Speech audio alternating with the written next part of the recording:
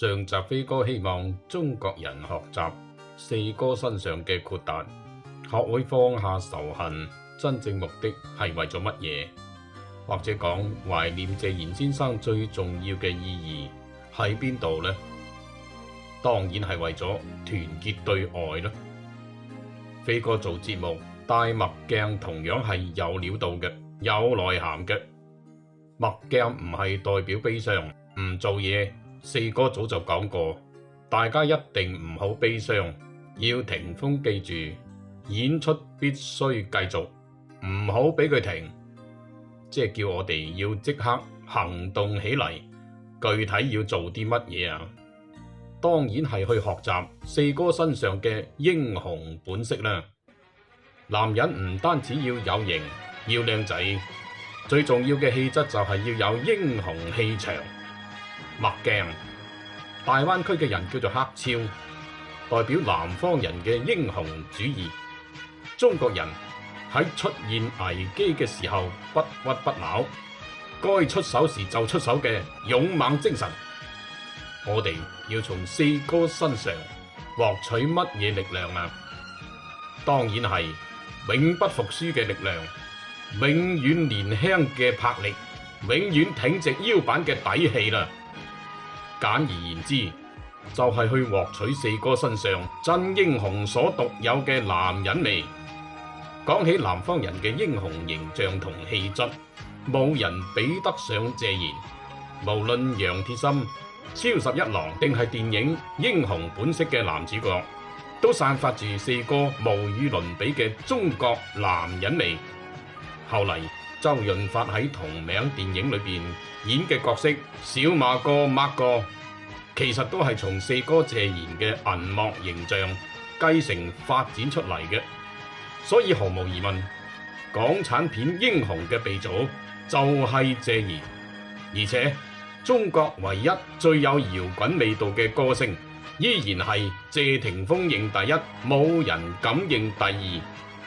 冇辦法啦，人哋天生就有父親嘅遺傳啦，抵人哋紅嘅。喺呢度，我更加希望謝霆鋒能夠承擔起粵人嘅責任，去喚起中國人重拾過去廣東人嘅英雄主義，或者講義氣仔女嘅傳統。唔好俾人從心裏邊睇唔起，更加唔好俾人明目張膽恰到上門。四哥謝賢泉下有知，一定同意國家民族要復興，首先要靠人民，特別係中國男人振作久違嘅民族精神。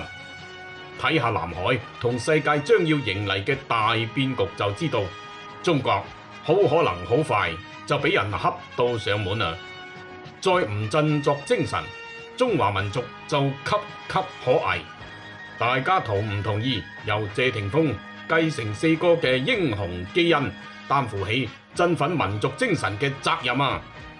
冇錯啦，為咗等大家認識到我哋大灣區藝術家、文化人嘅責任，等大家更好咁支持謝霆鋒嘅演唱會，下面飛仔哥就再讀下共產黨員讀物《虎爛輝煌》裏邊當年嘅日本軍人，甚至而家嘅日本極右翼年輕人係點樣睇我哋中國人嘅？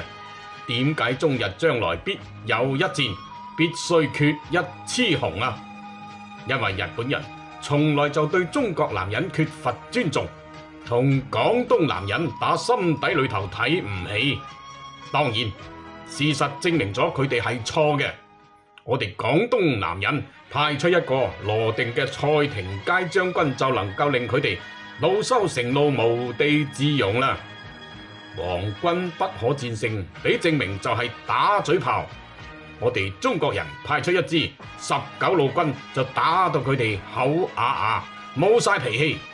如果唔係蔣介石奉行不抵抗政策，日本人根本就冇機會喺128淞滬抗戰執翻身彩，獲得表面上嘅勝利。下面嘅飛哥讀歷史環節，希望所有中國人，特別係各位中國男人、南方男人、廣東男人，一定要記住，千祈唔好俾日本人睇死。謝霆鋒一定唔好停工太耐。你嘅責任太大啦，唔好再傷心落去，去開演唱會啦，喚醒中國男人嘅搖滾精神同血性啦！大家同唔同意？